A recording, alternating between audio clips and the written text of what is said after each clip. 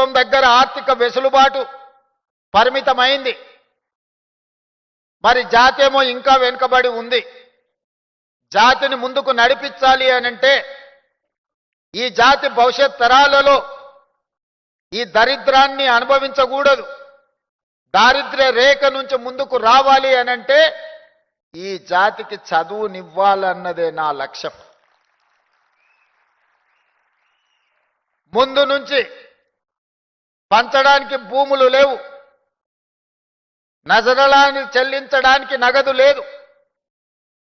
కానీ మిమ్మల్ని చదివించడం ద్వారా, మీలో చైతన్యం నింపడం ద్వారా ఈ సమాజంలో మిమ్మల్ని ప్రయోజకులను మార్చడానికి ఈరోజు విద్యాశాఖ నా దగ్గర పెట్టుకొని దాన్ని ప్రక్షాళన చేసి విద్య గ్రామాలకు చేరింది, విద్య తండాలకు చేరింది, గూడాలకు చేరింది. విద్య చేరింది కానీ నాణ్యమైన విద్య ఈరోజు అందడం లేదు. అందుకే నాణ్యమైన విద్య కోసం ఈరోజు ప్రత్యేకమైన ప్రణాళికలు ఈరోజు మా ప్రభుత్వం రచిస్తుంది. ఒకప్పుడు కరువు మట్టి తిని బతికిన రోజులు ఉన్నాయి.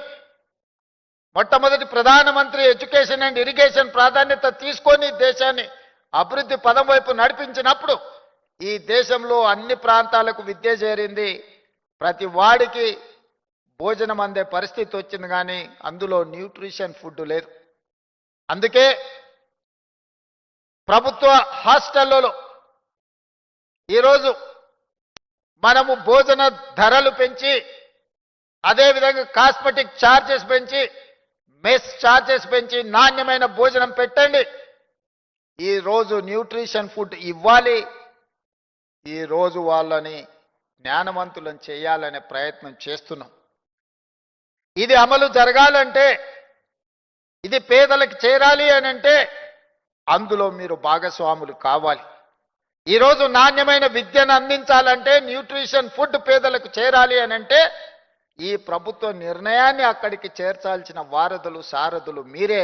ఇక్కడున్న వేలాది మంది నా ప్రభుత్వ ఉద్యోగులు అని చెప్పి నేను ఈరోజు చెప్పదలుచుకున్నా. ఇవాళ విద్య ఒక్కటే మీ జీవితంలో మార్పు తెస్తుంది. ఇవాళ మీరందరూ ఇక్కడ ఆర్డీఓలు ఉండొచ్చు, డిఎస్పీలు ఉండొచ్చు, ఎంఆర్ఓలు ఉండొచ్చు, లేకపోతే ఇతర ఉన్నతాధికారులు ఉండొచ్చు, విఆర్ఓలు ఉండొచ్చు. ఇంతకుముందు తహసీల్దార్ గారు మాట్లాడారు. ఈరోజు ఈ వేదిక మీద ఇక్కడ కూర్చొని ఇక్కడ మాట్లాడి ఇక్కడ గొప్పగా మీరు రాణిస్తున్నారంటే మీరు చదువుకున్నారు కాబట్టే ఇది సాధించగలిగినరు. ఈ ఒక్క చిన్న మర్మాన్ని గుర్తించాలి.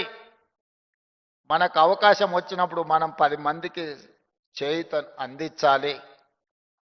మీకు మాకు పొత్తుంది, వ్యవసాయం పొత్తు, కానీ లక్షణాలు కూడా కొంచెం దగ్గర పోలిక ఉంది. మనకు అవకాశం రాగానే రిలాక్స్ అయిపోతాం. మేము బంగళ కట్టుకుంటాం, కారు కొనుక్కుంటాం, చుట్టాల దావతులకు పోతుంటాం. మీరు కూడా అవకాశం రాగానే అవకాశం వచ్చింది ఇంకేముందిలే అలసిపోయినాం దావత్ చేసుకుందాం అని అనుకుంటారు. దావతులు కొంత తగ్గించాలి మనం. ఎందుకంటే రెడ్డికి ఇచ్చినా గూటం రెడ్డికి ఇచ్చినా ఏం చేస్తారా, దావతులు చేసుకుంటారా అని అంటారు. అది కూడా ఉండాలి కానీ మోతాదు తగ్గాలి. ఇతరులు మనల్ని చూసి అరే పిల్లలు కష్టపడుతురా, బాగా కష్టపడుతురు, మంచిగా చేస్తురు, 10 మందికి సాయం చేస్తురు, ఈ పిల్లలకు అవకాశం ఇస్తే నిలబెట్టుకుంటారు, ఈ పిల్లలకు అవకాశం వస్తే 10 మందికి అండగా నిలబడతారు అని ఒక మంచి పేరు తెచ్చుకోవాల్సిన బాధ్యత మీ మీద నా మీద ఉన్నదని నేను అనుకుంటున్నా. వాళ్ళు కూర్చున్నప్పుడు మనల్ని చూసి నవ్వుకుంటారు, వీళ్ళకి ఏది ఇచ్చినావో నిలబెట్టుకోవడా వాంతోనే అయిపోతుందని.